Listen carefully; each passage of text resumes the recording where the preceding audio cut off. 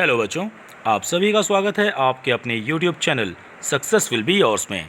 और बच्चों, आज के इस क्लास में हम 6th क्लास के सब्जेक्ट विज्ञान के कार्यपत्रक नंबर 20 के विषय में अध्ययन करेंगे। और इस कार्यपत्रक का टॉपिक है विद्युत फ्यूज़। तो आइए बच्चों, शुरू करते हैं आज की क्लास और जानेंगे विद्युत फ्यूज़ क्या होता है। बच्चों, आपने अपने घर में बिजली के मीटर के पास एक छोटा सा उपकरण लगा हुआ देखा होगा, कुछ इस शेप का, और यह क्रीम कलर का या फिर सफ़ेद रंग का होता है और इसी को विद्युत फ्यूज़ कहा जाता है। अब इस विद्युत फ्यूज़ का काम क्या होता है मैं आपको बताता हूँ। जब भी ज़रूरत से ज़्यादा विद्युत करंट फ्यूज़ में से होकर गुजरता है तो यह जलकर टूट जाता है और इस अत्यधिक करंट को आगे विद्युत पथ में जाने से रोक देता है। बच्चों, जब भी आपके घर में बहुत अधिक मात्रा में विद्युत आती है तो बिजली के मीटर के साथ में जो ये फ्यूज़ लगा होता है वो अत्यधिक विद्युत करंट उस फ्यूज़ में से होकर गुजरता है और वह फ्यूज़ जलकर टूट जाता है। तो जब ये परिपथ टूट जाता है इस विद्युत फ्यूज़ से, तो आगे जो ये अत्यधिक तेज़ करंट है वो आगे आपके घर में आपके बिजली के उपकरणों तक नहीं पहुंच पाता और आपके घर की लाइट बंद हो जाती है।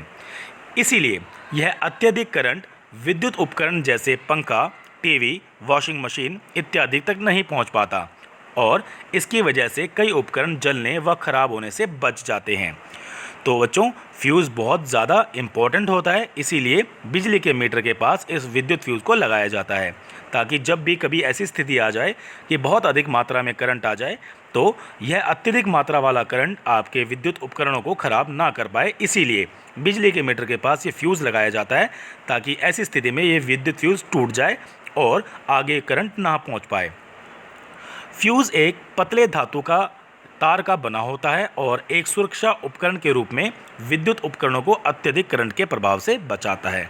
यही बात मैंने आपको बताई कि यह एक ऐसा उपकरण है जिससे आपके घर के विद्युत उपकरण सुरक्षित रह पाते हैं। जब भी अत्यधिक तेज़ प्रभाव वाला करंट यदि घर में आए तो उस तेज़ प्रभाव वाले करंट से आपके घर के विद्युत के उपकरण जैसे पंखा, टीवी, फ्रिज ये सब बच जाएं, क्योंकि ये फ्यूज़ अत्यधिक करंट आने से टूट जाता है और आगे करंट आपके घर में किसी भी उपकरण तक नहीं पहुंच पाता। राइट। तो चलिए बच्चों, अब हम बात करते हैं यहाँ दी गई क्रियाविधि की। देखिए, यहाँ पर आपको 2 बल्ब दिखाए गए हैं। इस क्रियाविधि में क्या करना है, दिए गए चित्र में यह बताना है कि कौन सा बल्ब फ्यूज़ड है और कौन सा नहीं। बच्चों, अभी मैंने आपको फ्यूज़ के बारे में बताया, लेकिन यहाँ पर आपको बताया जा रहा है कि कौन सा बल्ब फ्यूज़ है या फिर हम कह सकते हैं कौन सा बल्ब ख़राब है। बच्चों, फ्यूज़ बल्ब वही होता है जिसका फिलामेंट टूट गया होता है। फिलामेंट क्या होता है बच्चों, ये देखिए, ये जो पतला सा तार आप देख रहे हो ना, इसे बोलते हैं फिलामेंट। और जब ये फिलामेंट टूट जाता है, जैसे बल्ब नंबर ए देखिए, इसमें ये फिलामेंट देखिए टूटा हुआ है ना। तो टूटा हुआ फिलामेंट जिस बल्ब का होता है वह बल्ब फ्यूज़ माना जाता है, क्योंकि वह बल्ब काम नहीं करता। इसीलिए बल्ब ए फ्यूज़ बल्ब है और बल्ब बी बिल्कुल ठीक बल्ब है। राइट। तो फिलामेंट टूटने की वजह से ये बल्ब फ्यूज़ माना गया। तो इसका आंसर आप क्या लिखोगे बच्चों, कि बल्ब ए का फिलामेंट टूटा हुआ है, इसीलिए बल्ब ए फ्यूज़ बल्ब है। और बल्ब बी जिसका फिलामेंट बिल्कुल ठीक है, यह बल्ब बिल्कुल ठीक है और ये रोशनी दे सकता है जब इसका यूज़ हम करें घर में। तो बच्चों, अब आपने देखा फ्यूज़ बल्ब का मतलब क्या होता है। बल्ब का जो फिलामेंट है, जो तंतु है, उसका खंडित होना। राइट। तो जो बल्ब मैंने आपको बताया, जैसे ये बल्ब है और बल्ब के अंदर ये छोटा सा पतला सा तार होता है। जब ये पतला वाला तार टूट जाता है, ये तंतु खंडित हो जाता है, तो हम कहते हैं कि बल्ब फ्यूज़ हो गया है। राइट। तो बल्ब के तंतु का खंडित होना ही बल्ब को फ्यूज़ होना हम कहते हैं। तो बल्ब का तंतु खंडित होने के कई कारण होते हैं, जैसे विद्युत सेल के टर्मिनलों के बीच में विद्युत धारा का से परिपथ टूट जाता है और इसीलिए खंडित तंतु से विद्युत धारा प्रवाहित ना होने के कारण यह दीप्तमान नहीं हो पाता। बच्चों, मैं आपको यहाँ बताना चाहता हूँ कि जो फिलामेंट है, जब तक ये फिलामेंट इस तार के द्वारा ये फिलामेंट पूरा बना हुआ है, ये तार जुड़ा हुआ है, तब तक ये बिजली इस बल्ब में से प्रवाहित हो सकती है और यह दीप्तमान या फिर प्रकाशमान हो सकता है। लेकिन जब ये फिलामेंट बीच में से टूट जाता है, यहाँ देखिए, तो यहाँ पर क्या होगा, बिजली इस पॉइंट से लेके इस पॉइंट तक नहीं आ पाती और ये बल्ब दीप्तमान या प्रकाशमान नहीं हो पाता। इसीलिए खंडित तंतु की वजह से ये बल्ब ए नहीं जलेगा, यह दीप्तमान नहीं हो पाएगा। राइट। तो अब यहाँ बात करेंगे बच्चों हवा के बारे में, कि हवा विद्युत की चालक होती है या कुचालक। बच्चों, हवा विद्युत की कुचालक होती है, विद्युत रोधक होती है। अगर विद्युत हवा की जो हवा है विद्युत की यदि चालक होती तो बिना तार की जो बल्ब है वो बिजली उस तक पहुंच पाती और बल्ब बिना तार के ही दीप्तमान हो जाता। इससे तार में से जाती हुई विद्युत चारों ओर फैल जाती और वह स्थिति बहुत ही ज़्यादा खतरनाक होती। तो बच्चों, हवा विद्युत रोधक होती है, विद्युत का कुचालक होती है और इसी कारण विद्युत हवा में प्रवाहित नहीं होती। यदि हवा में विद्युत प्रवाहित होती तो बहुत खतरनाक स्थिति होती और सबको करंट लगता, है ना। तो चलिए बच्चों, अब हम बात करते हैं यहाँ पर दी हुई एक्सरसाइज की, और जो क्वेश्चन नंबर 1 है उसमें हम मिलान करेंगे सही ऑप्शन के साथ। देखिए, स्विच जो आपको दिया हुआ है A B C D, ध्यान से देखिए। अब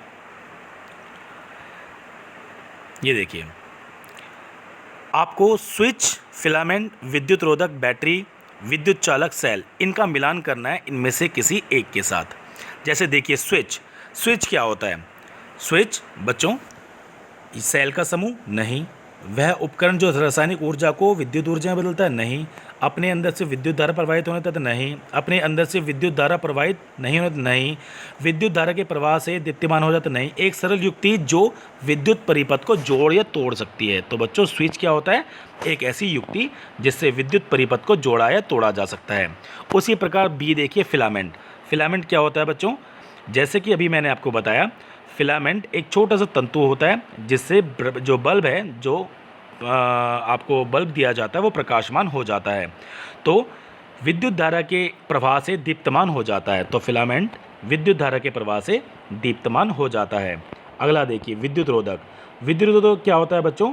जिसमें से विद्युत प्रवाहित नहीं होती, तो अपने में से विद्युत को प्रवाहित नहीं होने देता, विद्युत रोधक। बैटरी क्या होती है बच्चों? सेलों का समूह होती है, तो इसको हम A से 1 से जोड़ेंगे, D को, ठीक है। अगला देखिए E, विद्युत चालक क्या होते हैं? जो अपने में से विद्युत धारा प्रवाहित होने देते हैं, तो इसको हम 3 से जोड़ेंगे। और सेल क्या होता है?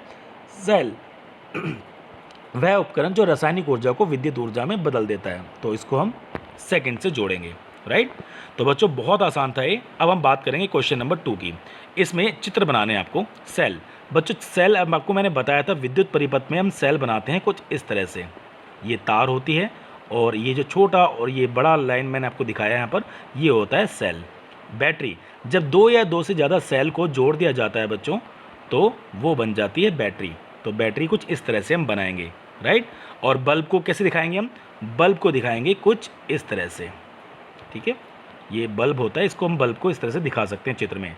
स्विच ऑन की स्थिति क्या होती है बच्चों? जब किसी एक पॉइंट को बी पॉइंट के साथ मिला दिया गया होता है, कुछ इस तरह से। ये ए पॉइंट है और ये बी पॉइंट, तो ये होती है स्विच ऑन की स्थिति। स्विच ऑफ की स्थिति क्या होती है बच्चों? जब तार जा रहा होता है और तार का एक पॉइंट दूसरे पॉइंट से नहीं मिला होता, तो ये स्थिति होती है स्विच ऑफ की स्थिति। यहाँ देखिए, ए और बी आपस में मिले हुए नहीं हैं, इसलिए यह स्थिति स्विच ऑफ की स्थिति है। और स्विच ऑन कब होता? जब ये ए और बी आपस में मिल गए होते, राइट। तो बच्चों, बहुत आसान था ये, और मैं आशा करता हूँ कि ये कंटेंट आपको बहुत अच्छे से समझ में आ गया होगा। और बच्चों, जितनी मेहनत आप करते हो हमेशा वीडियोस देखकर मेरी, तो मैं आशा करता हूँ कि ये कंटेंट समझ के आप लिख के इसकी प्रैक्टिस भी करोगे।